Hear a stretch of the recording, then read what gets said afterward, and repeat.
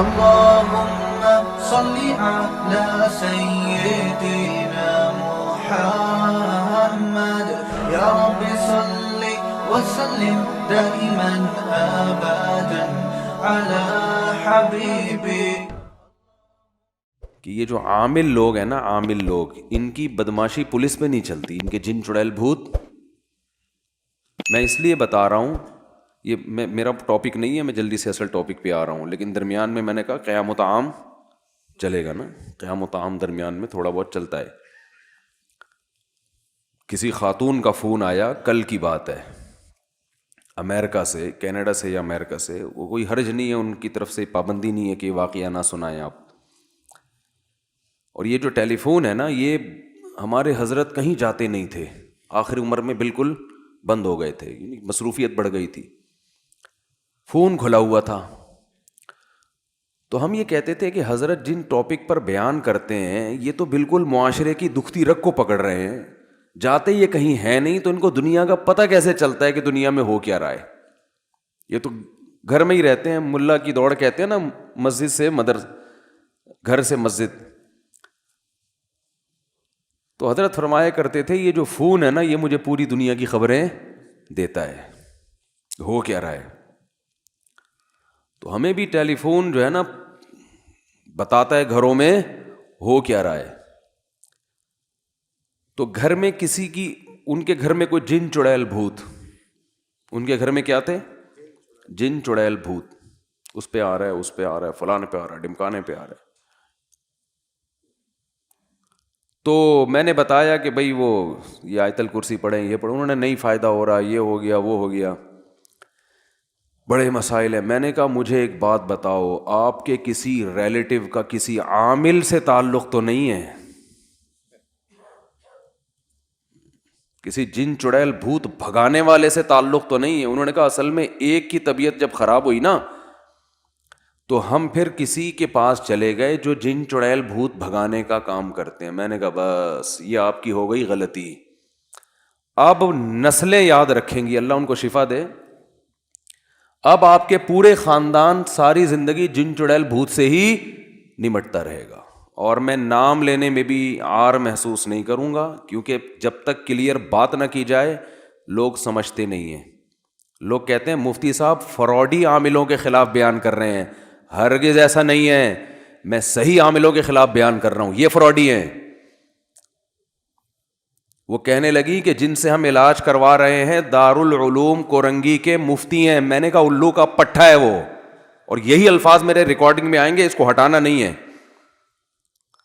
کہہ رہے ہیں آپ اتنے بڑے ادارے کے بارے میں کہہ رہے ہو. میں نے کہا اتنے بڑے ادارے نے کسی شخص کا ٹھیکہ نہیں لیا، یہ دارالعلوم کورنگی کے نام کو الو کے پٹھے کیش کراتے ہیں، مفتی کے نام کو کیش کراتے ہیں یہ لوگ. میں نے کہا میرا ادارہ ہے جامعۃ الرشید، اس کا بھی کوئی عامل ہے تو الو کا پٹھا وہ پہلے ہے، جامعہ کا مفتی بعد میں ہے وہ. اور یہ ایڈٹ کیا نا، ایسی کی تیسی کر دوں گا، بتا رہا ہوں میں، یہ الو کے پٹھے کے نام سے جانا چاہیے یہ بیان. ان لوگوں نے گھر اجاڑ دیے، تباہ کر دیے، نفرتیں ڈالی ہیں. میں نے کہا بنوری ٹاؤن کا ہو، دارالعلوم کورنگی کا ہو، یہ سارے ہمارے ادارے ہیں نا، ہم ان سے محبت کرتے ہیں، یہاں پڑھنے کو ہم سعادت سمجھتے ہیں. ان اداروں میں، ان اداروں کے ٹیچرز کا، استاذوں کو ہم اہل حق سمجھتے ہیں، اس لیے ان کا نام لے رہا ہوں کہ میں کسی بدعتی اداروں کا نام نہیں لے رہا. میرا ادارہ ہے جامعۃ الرشید، اس کا کوئی عامل ہو تو الو کا پٹھا وہ پہلے ہے، عامل بعد میں ہے. دارالعلوم کورنگی کا کسی کا خلیفہ بھی ہو، الو کا پٹھا وہ پہلے ہے، عامل مفتی خلیفہ بعد میں ہے. میں نے اپنی زندگی میں دیکھے ان میں خلیفے ہوں یا مفتی ہو یا بزرگ ہو، یہ گھروں کو تباہ کرتے ہیں. جو جن چڑیل بھوت کا نا پراپر کام کر رہے ہیں. رقیہ کے میں خلاف نہیں ہوں، اگر کوئی بزرگ رقیہ کر رہے ہیں، دم درود کر رہے ہیں، وہ تو صحابہ تابعین سے، میں بھی کرتا ہوں، وہ تو سب کرتے آئے ہیں. جو اس میں پروفیشنل ہے نا، جو کہتا ہے مجھے یہ کام آتا ہے، وہ جھوٹ بول رہا ہے، وہ الو بنا رہا ہے آپ کو. اور علماء بیچاروں کو پتہ نہیں ہے، ان کو خود نہیں اس فیلڈ کا پتہ. وہ کہتے ہیں شاید کوئی پڑھا لکھا ہو، وہ کچھ بھی نہیں پڑھا لکھا، یہ کوئی سلیبس ہے ہی نہیں، آج تک کوئی وجود میں ہی نہیں آیا. وہ جن چڑیل بھوت بھگانے کا کیا ہے, کیا کرائٹیریا کیا ہے, اس کو کیا آتا ہے؟ تو کہتے ہیں کوئی سلیبس نہیں ہوتا, تجربہ ہوتا ہے. تو تجربہ ہی لکھ دو اپنی کتابوں میں, اسی کو ہم نصاب بنا کے یونیورسٹیوں میں پڑھانا شروع کر دیں گے. جس بڑے سے بڑے عامل کے پاس جاؤ نا, اس سے پوچھو انٹرویو تو کیا کرتا, کیا ہوتا کیسے, اس کو خود کچھ بھی نہیں پتا ہوتا. اب رہا یہ مسئلہ کہ اتنے بڑے بڑے اداروں میں جب اتنے بڑے بڑے الو کے پٹھے معذرت کے ساتھ موجود ہیں, اتنے بڑے بڑے مفتی, تو اداروں نے ان کو مفتی کیوں بنایا؟ یاد رکھو, ادارے نے مفتی نہیں بنایا. مفتی اپنے نام کے ساتھ لگانے پر گورنمنٹ کی طرف سے کوئی پابندی نہیں ہے. کوئی بھی اپنے نام کے ساتھ, مفتی تو چھوٹا لفظ ہے, مفتی اعظم پاکستان بھی چھوٹا لفظ ہے. انٹرنیشنل مفتی اعظم بھی آپ لگوا لو, اس کے لوگو چھپوا کے اپنی گاڑی پہ لگا دو, پوری دنیا میں اس پر کوئی پابندی نہیں ہے. آپ کو کس نے بتایا کہ یہ مفتی ہے؟ اور دارالعلوم کورنگی کے کون سے بڑے مفتی نے, جو ریلائبل مفتی ہیں, انہوں نے ذمہ داری لی کہ ہم اس کو مفتی قرار دیتے ہیں؟ کہاں ہے یہ تو آپ نے کہا ہے نا, یا وہ خود کہہ رہے کہ میں مفتی ہوں؟ اور مجھے پتا ہے اس پہ میری مخالفت کتنی ہوگی, یہ بھی علماء کی طرف سے ہوگی. میں علماء جن کو میں اہل حق سمجھتا ہوں, ان کی مخالفت کی پرواہ کیے بغیر آپ کو اس لیے بتا رہا ہوں, اپنے گھروں کو تباہ ہونے سے بچاؤ. یہ علماء صحیح ہے, اہل حق ہیں, لیکن بیچاروں کو نہیں پتا ان کی چالاکیاں, وہ بھی بیچارے بیوقوف بن جاتے ہیں. دیکھو, نیک آدمی کو بیوقوف بنانا آسان ہوتا ہے. یہ علماء بھی ان عاملوں کے چہروں کے نور دیکھ کر اور ان کی ٹوپی ڈرامے دیکھ کر کہتے ہیں شاید کچھ آتا ہو. علماء فراڈی نہیں ہوتے, لیکن فراڈی آدمی علم کا لیبل لگا لیتا ہے, استعمال کرتا ہے, جس سے علماء بھی بیوقوف بن جاتے ہیں. میں نے بڑے بڑے بزرگوں کو ان عاملوں کے ہاتھوں بیوقوف بنتے دیکھا ہے. اگر آپ فتنے کا خوف نہ ہوتا, میں ان بڑے بڑے بزرگوں کے نام لے کے بتاتا کہ فلاں بزرگ کو کس نے الو بنایا, فلاں بڑے سے اتنے بڑے مفتی بزرگ کو کس نے الو بنایا, اور اب تک بنا رہا ہے. نہیں آ رہی میرا خیال ہے باز. آپ کہیں گے آپ کا علم زیادہ ہے, ان علماء کو نہیں پتا. ہمارا علم کچھ بھی نہیں ہے قرآن و سنت میں, ان علماء کے مقابلے میں. یہ قرآن و سنت کے حامل ہیں. ان کی عاملوں کی جو 1.5 ہوشیاریاں ہیں نا, اس کا قرآن و سنت سے تعلق نہیں ہے, اس کا تجربے سے تعلق ہے. آپ دماغ کتنا استعمال کر رہے ہو, اس کی اپنی اوقات تو جا کے دیکھو اس عامل کی, کمبخت کی. تو میں نے اس خاتون سے کہا, وہ کہہ رہے وہ تو دارالعلوم کورنگی کے. میں نے کہا جامعۃ الرشید کے تو کچھ طلبہ جو عامل بن رہے تھے, ہم نے خود نکالے ہیں مدرسے سے, اور کچھ بن چکے ہیں ہمارے. اب کل میرا شاگرد بولے کسی کا جن بھگانے کے لیے کہ میں مفتی طارق مسعود صاحب سے میں نے فقہ کی فلاں کتاب پڑھی ہے, حدیث کی فلاں کتاب پڑھی ہے, ہدایہ پڑھی ہے, یہ پڑھا ہے, وہ پڑھا ہے. اب آپ کہیں کہ ہم نے تو اس سے علاج کرایا لیکن الٹا ہمیں یہ ہو گیا تو وہ ہو گیا, اس کا مطلب مفتی طارق مسعود صاحب کے شاگرد بھی فراڈی ہیں. بھائی ہمارے شاگرد فراڈی نہیں ہوتے, لیکن فراڈی آدمی ہماری شاگردی میں آ سکتا ہے. گورنمنٹ کی طرف سے کوئی پابندی نہیں ہے. کوئی فراڈی آدمی جامعۃ الرشید میں ایڈمیشن لے سکتا ہے, فراڈی آدمی دارالعلوم کورنگی میں جا سکتا ہے. دارالعلوم کورنگی نے ذمہ داری نہیں لی, تو کوئی بھی سرٹیفکیٹ دکھائے اس سے متاثر مت ہو. باقی رہا خلیفہ بزرگ کے, دیکھو بزرگ جب کسی کو خلافت دیتے ہیں وہ ظاہری حالات کے لحاظ سے ظاہر میں ٹھیک لگ رہا ہے, اندر کے حالات اللہ کے سوا کوئی بھی نہیں جانتا. یہ کوئی پوری زندگی کی گارنٹی نہیں ہوتی کہ میری نظر میں اس پہ نیکی کا ٹھپا لگ گیا ہے. یہ گارنٹی خدا کے سوا, اللہ کے سوا کوئی بھی نہیں دے سکتا. تو اس لیے علماء کہتے ہیں کسی بزرگ کی خلافت اگر کسی کو ملی ہے تو محض خلافت کی وجہ سے اس سے بیعت ہونا جائز نہیں ہے, بلکہ آپ خود اپنے طور پہ اس کو پرکھو گے. ان بزرگ نے تو بیچاروں نے اپنے خیال میں, ہوتا ہے کہ بھئی ان کا خیال تھا تو اس نے ہو سکتا ہے بزرگ کو بیوقوف بنا دیا ہو, تو یہ ہو جاتا ہے. بڑے بڑے خلیفے بیوقوف بنا کے خلافتیں لے لیتے ہیں. تو اس لیے اس کی پرواہ مت کریں. لوگ مجھ سے بڑی بحث کرتے ہیں آپ کے پاس دلیل کیا ہے, حالات مشاہدات, کوئی ایک ڈھنگ کا عامل دکھا دو, ایک ڈھنگ. رقیہ کے میں خلاف نہیں ہوں, رقیہ کوئی بھی کر سکتا ہے,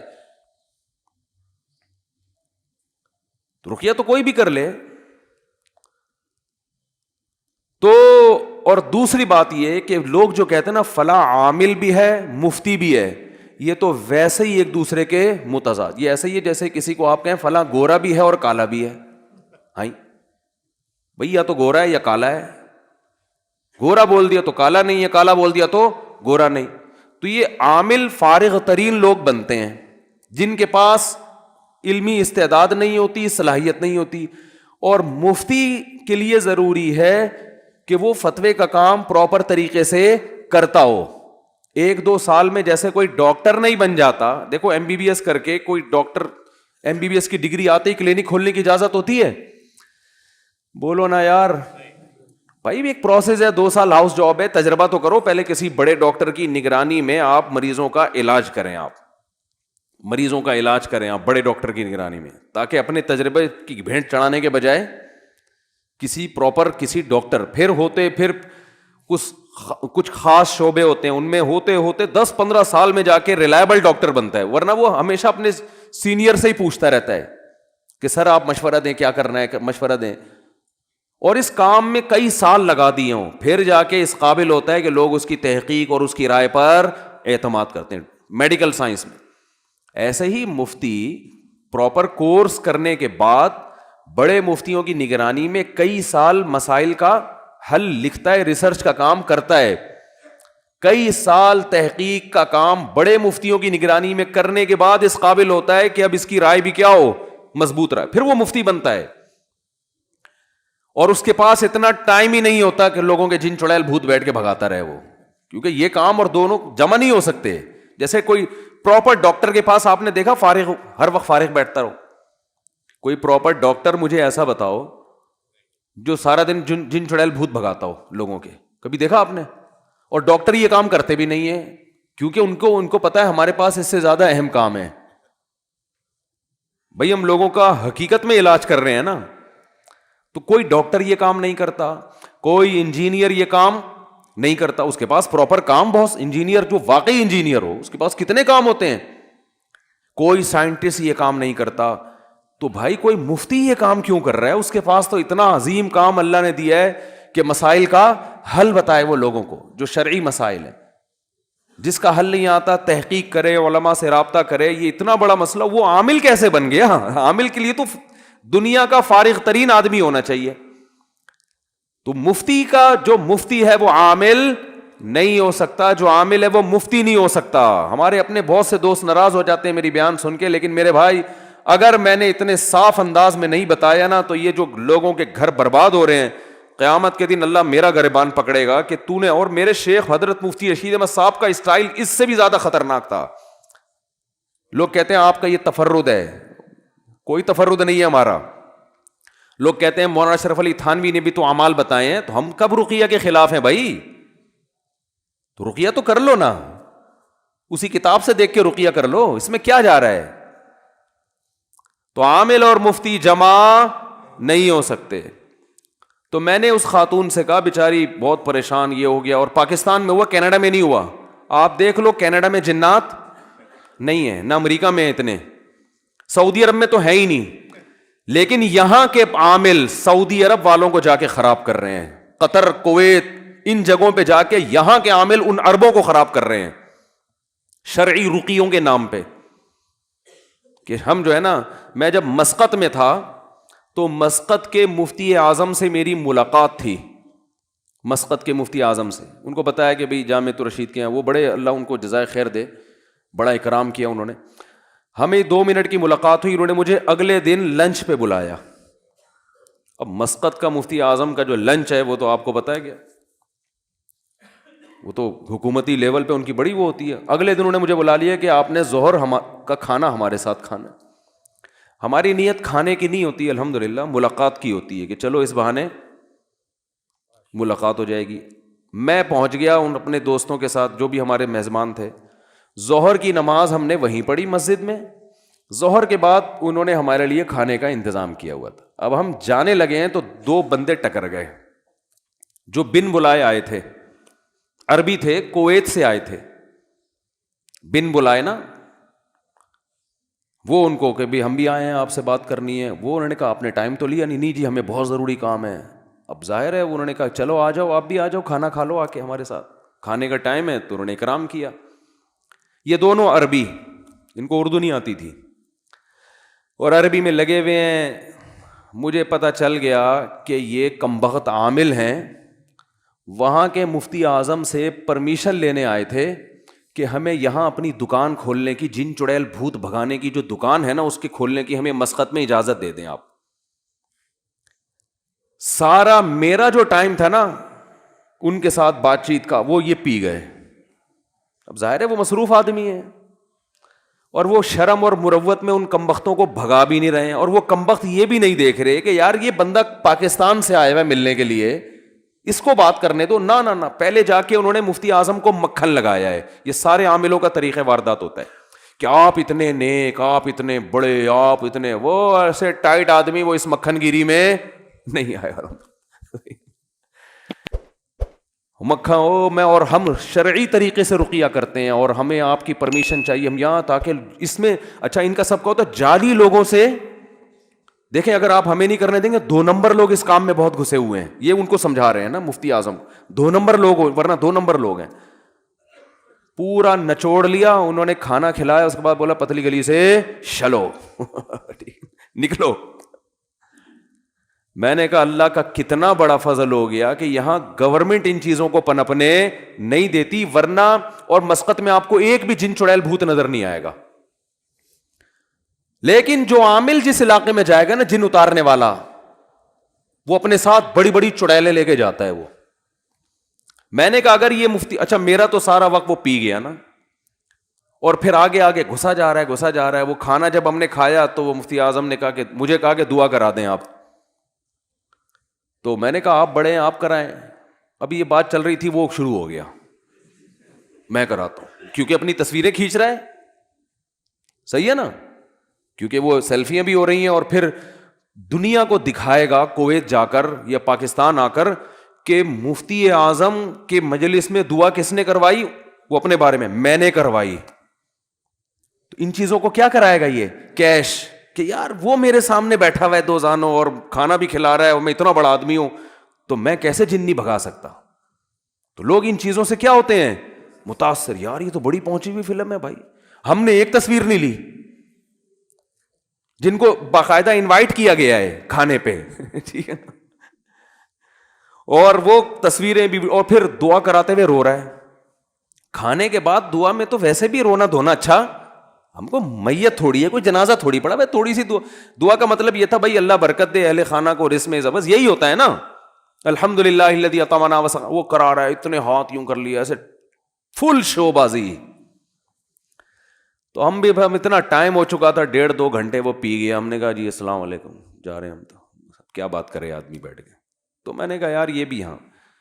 اور آپ کے جو پاکستانی عامل ہیں یہ بڑے بہت آگے ہیں بھائی، یہ آپ کی سوچ سے بہت آگے کی چیزیں ہیں. یہ جا رہے ہیں سعودی عرب، عربوں کو بیوقوف بنا رہے ہیں، کویت جا رہے ہیں وہاں بیوقوف بنا رہے ہیں، اور پتہ نہیں کیا کیا کر رہے ہیں. ابھی تک کویت میں ایک صاحب 15 سال شارجہ میں رہ کر آئے، کہہ رہے ہیں میں نے پورے پٹھان تھے ہمارے دوست، کہہ رہے ہیں 15 سال میں ایک جن بھوت کا کیس نہیں دیکھا. کہہ رہا ادھر آیا ہوں تو ادھر ہر دوسرے آدمی پہ بھوت چڑھا ہوا ہے، ہر گھر سے تعویذ نکل رہے ہیں. وہ اس پہ جن آیا ہوا ہے، وہ ساس نے بہو پہ کرایا ہوا ہے، وہ فلانی نے ڈمکانے پہ کرایا ہوا ہے. میں نے کہا یہاں سے لے جاؤ 2-4 کویت میں، وہ ابھی تک سکون سے ہیں تو لے جاؤ. میں نے کہا یہاں سے جن اتارنے والا عامل لے جاؤ آپ، پھر دیکھو عربوں کی ایسی کی تیسی نہ ہو جائے. کچھ لوگ رقیہ کی حد تک کرتے ہیں، اس کے ہم خلاف نہیں ہیں، وہ تو میں بھی کرتا ہوں. اور بعض بزرگوں کے دم میں اللہ نے طاقت زیادہ رکھی ہے، وہ ان کی کرامت ہے، وہ کرتے ہیں تو زیادہ اچھا فائدہ ہو جاتا ہے. یہ تو اس حد تک ہم رقیہ کے خلاف نہیں ہیں. تو میں نے اس خاتون سے کہا، میں نے کہا آپ نے کسی عامل سے تعلق قائم کیا ہوگا، اور یاد رکھو دارالعلوم کورنگی کے جتنے بڑے حضرات ہیں کوئی کسی عامل کی ذمہ داری نہیں لیتا نہ، اور جامعۃ الرشید میں بھی، بنوری ٹاؤن میں کوئی کی ذمہ داری نہیں لیتا. ادارے کی سطح پہ کوئی نہیں بولا جو ہے جو خود بھگتو. لوگ کہتے ہیں پھر یہ برات کا اعلان کیوں نہیں کرتے، ہمارا تعلق نہیں ہے. ایسے تو ہر طرح آپ نے اندازہ کیسے لگا لیا کہ ان کا تعلق ہے، تو آپ خود کیوں فرض کر کے بیٹھے ہوئے ہو. تو میں نے اس خاتون سے کہا, میں نے کہا کوئی پہلا آدمی ایسا ہوگا اس کی طبیعت خراب ہوئی, پتہ نہیں کیوں ہوئی خراب, جس وجہ سے بھی ہوئی, وہ چلا گیا عامل کے پاس. اب وہ کویت کے کوئی مفتی ہیں, انہوں نے کہا کہ میرے پاس جنات کی پوری جماعتیں ہیں اور جماعتیں بھیج بھیج کے میں پرانی والی جماعتوں کو کیا کر رہا ہوں, نکلوا رہا ہوں. میں نے کہا اس سے تعلق ختم کرو, اس مفتی سے, مفتی نہیں ہے وہ, جب تک ختم نہیں کیا نا یہ علاج تو دماغ سے ایک ٹھیک ہوگا 4 اور بیمار ہو جائیں گے. اور پھر میں نے کہا کہ اس میں یہ بھی بڑا نقصان ہوگا کہ زندگی بھر کے لیے جن چڑیل بھوت, دیکھو میرے باپ دادا جن چڑیل بھوت میں نہیں پڑتے تھے, میرے والد صاحب کہ کبھی ہم نے نہ یہاں تعویذ دیکھا نہ یہاں دیکھا نہ کوئی دھاگا کہیں دیکھا. پریشانیاں بھی آئیں, 2 رکعت صلاۃ الحاجت پڑھ کے اللہ سے مانگتے تھے, اللہ ان کی مغفرت فرمائے. جب بھی کسی ٹینشن میں ہوتے تھے ہم اپنے والد کو دیکھتے تھے دعا مانگ رہے ہوتے تھے نماز پڑھ کے, بس نہ جن نہ چڑیل نہ بھوت. اور جن لوگوں کو ہم نے دیکھا کہ وہ کسی نے کچھ کر دیا ہے وہ اب تک اسی میں لگے ہوئے ہیں, فلانے نے ڈمکانے کو کر دیا, فلانے نے یہ فلانے کو کر دیا, اس نے یہ اس کو کر دیا, اس نے جن چڑھایا, وہ فلانے بزرگ کو لے کر آئے, انہیں سونگ کے بتایا کہ اتنے جنات ہیں. جن اسمیل والی چیز ہی نہیں ہے کہ سونگنے سے پتہ چلے, بنیان سونگ کے بتا رہے ہوتے ہیں. کس قدر بےغیرتی ہے یار, اپنی عورتوں کے بنیان غیر مردوں کو پکڑا دیتے ہو, وہ سونگ سونگ کے بتا رہے, تو بے شرمی ہے, اور اس کو پھر مفتی بھی کہہ رہے ہو, کس قدر بے شرمی کی بات ہے. تو اس لیے بھائی یہ ہاں, تو میں نے کہا کہ اس کا اب علاج یہ ہے, میں نے بہت سے لوگوں کے جنات بھگائے الحمدللہ.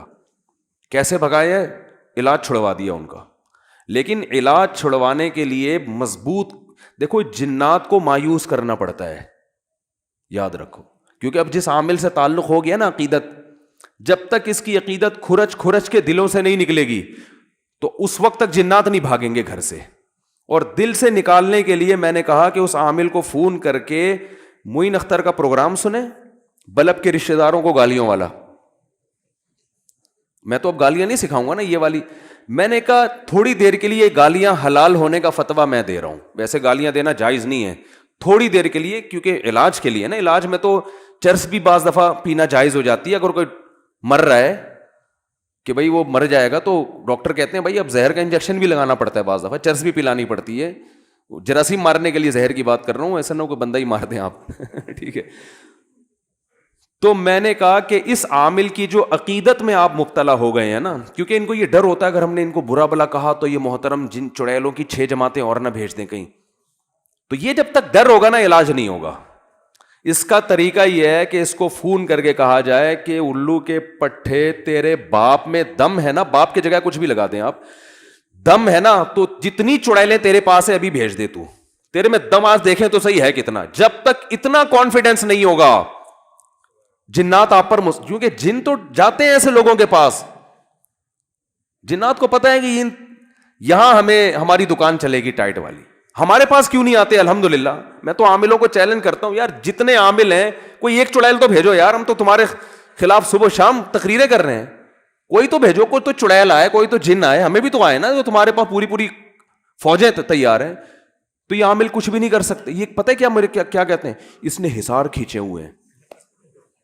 رفیع بھائی آپ تو ہمارے ساتھ سارا دن رہتے ہیں, کبھی دیکھا ہمیں کوئی حصار پڑ, ہم تو اتنے مصروف آدمی ہیں بھائی, فرض نماز ادا کرتے ہیں, اللہ کا شکر ادا کرتے ہیں, اللہ تو نے تکبیر اولا سے جماعت میں لا دی ہم کو, حصاروں کا ہمارے پاس ٹائم ہی نہیں ہے. مجھے ایک صاحب نے کہا آپ خانقاہ کھول کے بیٹھیں, مجھے وہ اجازت بیعت بھی کسی بزرگ سے ملی ہوئی ہے, بیعت جو ہوتا ہے نا کہ ہم بھی کسی بزرگ نے خلیفہ بنایا ہوئے ہم کو, تو بیعت کر کے اپنی خانقاہ کھولیں. میں نے کہا پھر کیا ہوگا بھائی؟ کہہ رہے اس میں آپ لوگوں کو ذکر کرائیں اور اس میں آپ آ کے بیٹھیں, ہاں اس میں لوگوں کو بٹھائیں. میں نے کہا مجھے کون بٹھائے گا میں لوگوں کو تو بٹھا دوں گا جیسے خانقاہ میں بٹھایا جاتا ہے نا, پھر شیخ صاحب بھی بیٹھتے ہیں. میں نے کہا لوگوں کو میں لاکھوں کروڑوں لوگوں کو بٹھا سکتا ہوں, لیکن یہ کروڑوں مل کے مجھے بٹھا دیں, خدا نے ایسا بچہ اب تک, یعنی کسی ماں نے ایسا بچہ اب تک جنا نہیں ہے جو مجھے بٹھا دے. اور میرے تو گھر والے پریشان ہیں, میں بیٹھتا نہیں ہوں ٹک کے, ادھر سے گھر سے آیا, اس دوسرے کمرے سے نکلا, واش روم سے ٹن مارا, ادھر آئے, دوسرے کمرے سے گئے یوں نکل گئے, پھر دوسرے گھر میں دیکھا چائے پی, وہاں سے نکلے ادھر سے ٹن مارا, تیسرے گھر کی خبر گیری کی, وہاں سے ٹن مارا, آلو پیاز لینے چلے گئے ادھر سے ٹن مارا, بیان میں جا رہے ہیں ادھر دعوت میں جا رہے ہیں, ادھر جو ہے نا وہ اور کچھ مسئلہ ہے وہ وہاں جا رہے ہیں, پھر مدرسے پہ کال آئی ہوئی ہے وہاں جا رہے ہیں, پھر وہ طلبہ کو پڑھانا ہے وہاں جا رہے ہیں, پھر کوئی ایک مسئلہ آیا ہوا ہے اس کو حل کرنا ہے, پھر وہ ریکارڈنگ کرانی ہے, تفسیر کی ریکارڈنگ رہے گی, اس کے فون آنے شروع ہو جاتے ہیں یہ ان کے فات کے, وہ بھائی مفتی صاحب تفسیر کی ریکارڈنگ کرا دو, اللہ کا واسطہ لوگ انتظار میں, پھر ادھر پہ صاحب مسائل جمع ہوئے ہیں وہ ریکارڈنگ کرا دو. تو میں نے کہا ہمیں تو پولیس بھی نہیں بٹھا سکتی, تو ہم حصار کہاں سے بیٹھ کے کھینچیں گے بھائی. اور پھر بھی جب رات کو سونے کے لیے لیٹتا ہوں تو پتہ چلتا ہے 10-20 کام ابھی بھی رہ گئے, 10-20 کام ابھی بھی رہ گئے. تو اچھا اب عاملوں نے ایک کام میرے خلاف شروع کیا, فحش الزامات لگانا. یہ ان کا آخری حربہ ہوتا ہے کہ ایک آدمی کی جو شخصیت ہے نا اس کو مجروح کرو. میں بہت دنوں سے بولا نہیں عاملوں کے خلاف, اب دوبارہ کچھ دن پہلے انہوں نے لڑکیوں کی تصویریں میرے ساتھ لگائی ہیں کہ اس لڑکی نے کہا میں مفتی صاحب سے ملاقات کے لیے آئی تھی, مفتی صاحب نے مجھے پٹایا, مجھے شادی کی آفر کی اور پھر میں چلی گئی اور میں نہیں. یہ سب بکواسات ہیں, کیونکہ اب میں نے دوبارہ بولنا شروع کیا نا پھر اس طرح کی تصویریں آنا شروع ہو جائیں گی. اس کا بہترین طریقہ یہ ہے کہ آپ نے تجربہ کرنا ہے, کسی لڑکی کو بھیج دیں, مفتی صاحب سے مسئلہ پوچھ کے آؤ, پٹنے کی کوشش کرو پوری. صحیح ہے نا, یہ تو بہترین آزمائش ہے نا. کیوں آپ فیس بک اور واٹس ایپ کی باتوں پہ جاتے ہو بھائی؟ اگر مفتی صاحب اللہ نہ کرے 2 نمبر آدمی ہیں تو پھر تو کوئی بھی آئے گی اس کو پٹائیں گے نا. تو آپ تجربہ کر لو بھائی, اس عامل سے کہو اگر تو نے یہ کہا ہے کہ ہم کوئی ارینج کرتے ہیں اس کو پٹنے کے لیے بھیجتے ہیں. اللہ کا شکر ہے ہم کوئی بہت نیک آدمی نہیں ہے, کوئی تعریف نہیں کر رہا, لیکن یہ پٹانے وٹانے والے کام الحمدللہ اللہ نے بچا کے رکھا ہوا ہے. کوئی بڑی بات نہیں کر رہے ہم, اللہ نے بچایا ہے ان پٹانوں سے. یہ کسی کو پٹا دیا اور یہ کر دیا. باقی جس نے شادیاں کرنی ہوتی ہیں وہ پٹانا, وہ تو ڈائریکٹ شادی کی آفر کرتا ہے. اب آپ کہو اچھا ہم کسی کو بھی بھیج دیں آفر کر دو گے, ایسا بھی نہیں ہے. ایسا بھی نہیں ہے کہ کوئی بھی اٹھ کے آ جائے آفر کر دے. اور اگر کر بھی دی ہے تو آپ کو کیا تکلیف ہو رہی ہے بھائی؟ اول تو ہم ایسے آفر نہیں کرتے, لیکن اگر فرض کرو کر دی ہے آفر, تو آفر کرنے کے بعد ہی شادی ہوتی ہے نا, بغیر آفر کے تھوڑی ہوتی ہے. آپ لوگ کی جتنی شادیاں ہوئی ہیں بغیر آفر کے ہوئی ہوئی ہیں. دیکھو فرشتوں نے آ کے آپس میں نکاح پڑھا کے چلے گئے تھے, پہلے پیغام بھیجا جاتا ہے بھائی بھیج دیا, قبول کرنا ہے کرو, نہیں کرنا نہیں کرو, اس میں کیا ہے, یہ تو ویسے ہی جائز ہے. تو یہ فحش باتوں پہ آتے ہیں, فحش الزامات, کیونکہ ان کا تو دین ایمان ہے نہیں, یہ کچھ بھی لگا سکتے ہیں. تو اس لیے یہ بڑی ہمت کر کے میں ان سے دشمنی مولتا ہوں, اس کو آپ ہلکا نہ سمجھیں.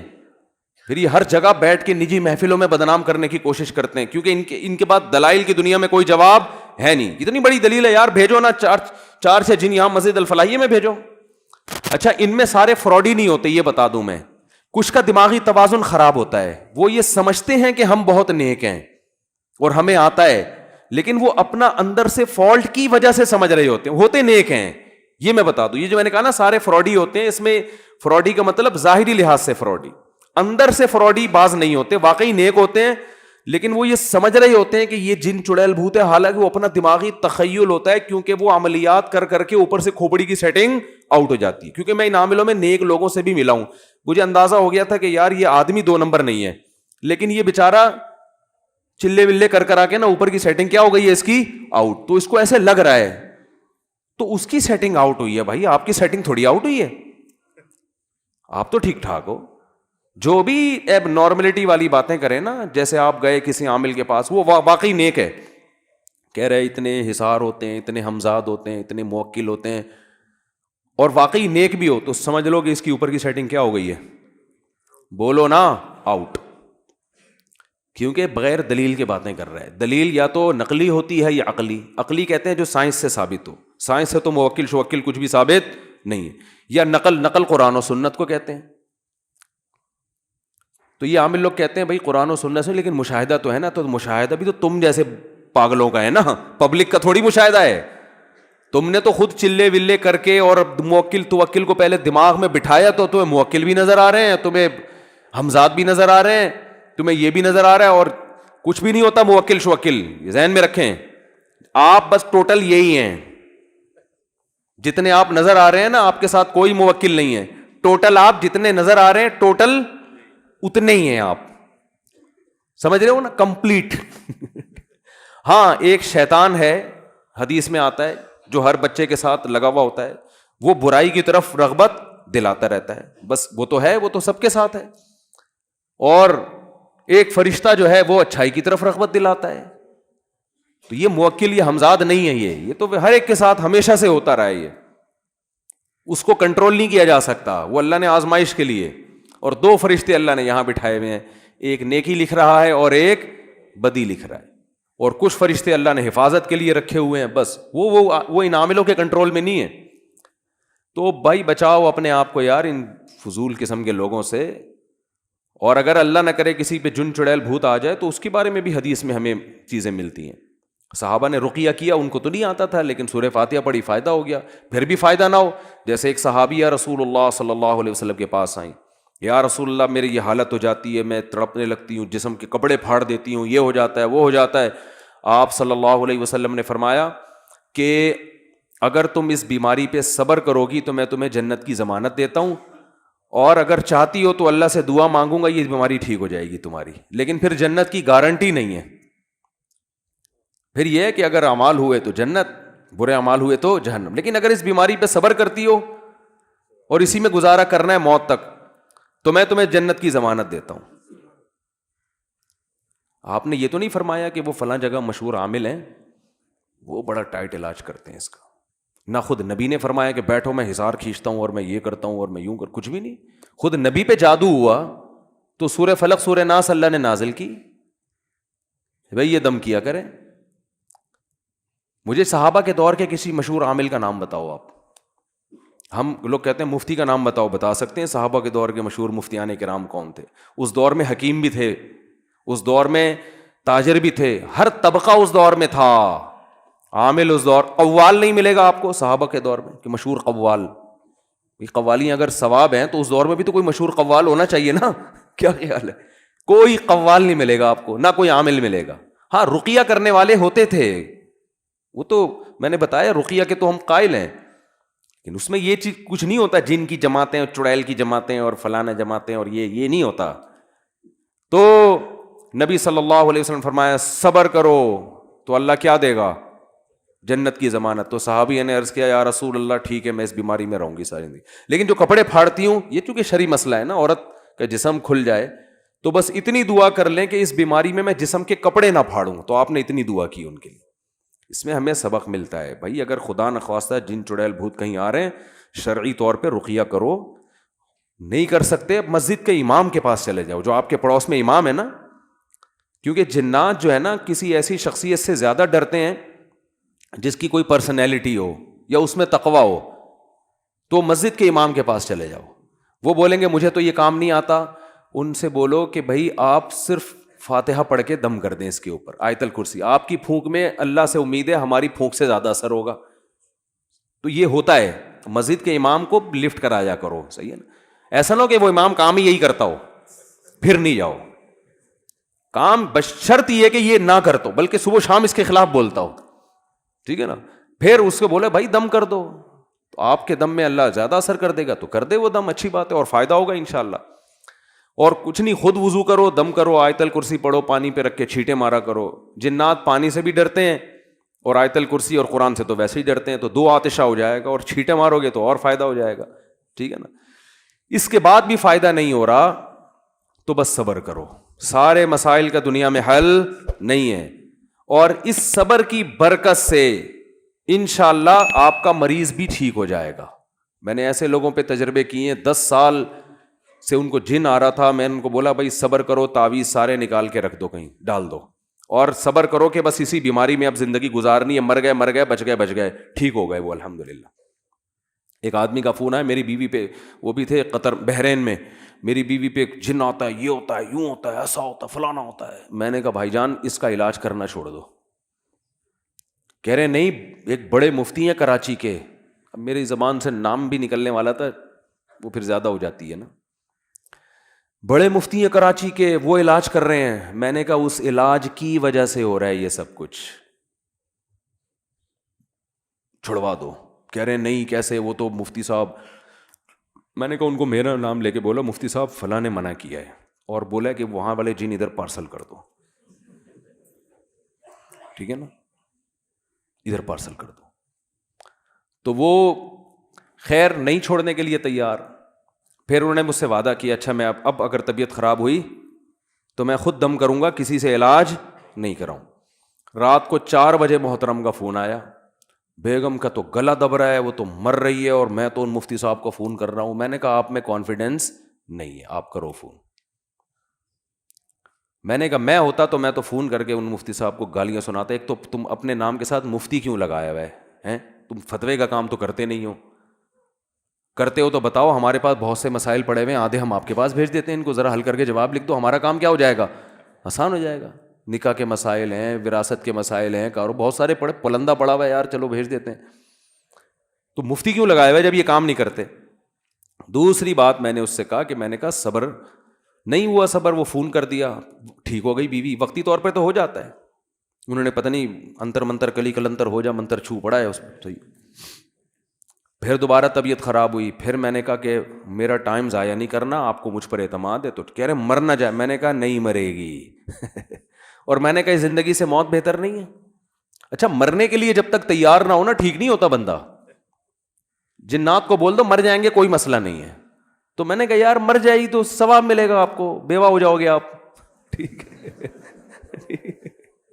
ٹھیک ہے, میرا مقصد اس کی بیوی کو مارنا نہیں تھا. بالآخر اس نے ہمت کی اور پھر کہا کہ الحمدللہ ٹھیک ہو گئی. اور اس نے بتایا کہ جب سے اس مفتی صاحب سے علاج کرا رہا ہوں نا, میرے ماموں پہ بھی آ رہا ہے, میرے پھپھا پہ بھی آ رہا ہے, کیونکہ سارے خاندان کو ان سے بیعت کرا دی اس نے, سب پہ کچھ نہ کچھ آ رہا ہے. ٹھیک ہو گیا. اچھا بڑا خوش ہوا مجھ سے, آپ نے اتنا میرا خیال کیا. اور پھر مجھے اس نے ہدیہ بھیجا بحرین سے. میں نے تو کوئی نہیں پیسے مانگے, وہ خوش ہو کے اتنا, یہ ہدیہ کا ذکر اس لیے کر رہا ہوں کہ واقعی بڑا متاثر ہو گیا. لیکن یہ عاملوں کی محبت آرام سے نکلتی نہیں ہے. کچھ دن بعد پھر فون آیا, مفتی صاحب وہ تو فراڈی تھے, لیکن ابھی میں نے ایک عامل آیا, اس نے میری گھڑی دیکھے بغیر بتا دی کون سی ہے, یہ بندہ صحیح ہے, کیونکہ اس نے میری گھڑی دیکھی نہیں ہے اور گھڑی کا ماڈل بتا دیا. یہ تو بالکل کیا لگ رہا ہے.